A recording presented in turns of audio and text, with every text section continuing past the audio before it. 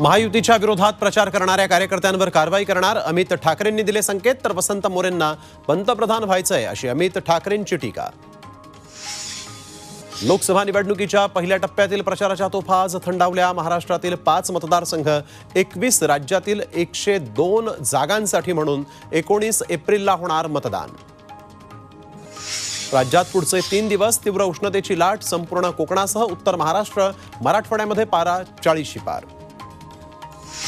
छत्तीसगडच्या चकमकीनंतर मोठा शस्त्रसाठा जप्त, रायफल्स, तलवारींसह नक्षली चळवळीशी संबंधित कागदपत्रही ताब्यात।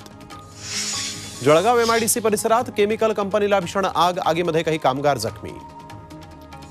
पुरीच्या समुद्रकिनारी रामनवमी निमित्त खास वाळूशिल्पकार सुदर्शन पटनायक यांच्याकडून 20 फुटांची रामाची प्रतिकृती।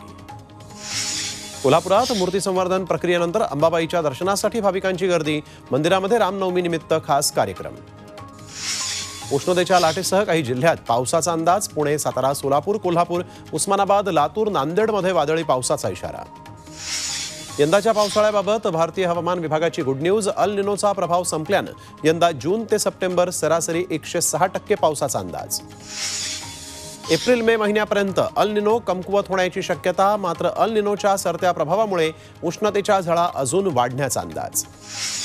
मुसळधार पावसामुळे अबुधाबी, दुबई आणि यूएईमध्ये पूरपरिस्थिती, रस्ते, रेल्वे, विमानसेवा ठप्प।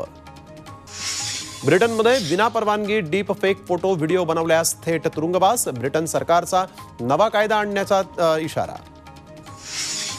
निवडणुकीच्या तोंडावर आमिर खानचा पक्ष समर्थनाचा डीप फेक व्हिडिओ व्हायरल, आमिरकडून सायबर सेलमध्ये तक्रार दाखल।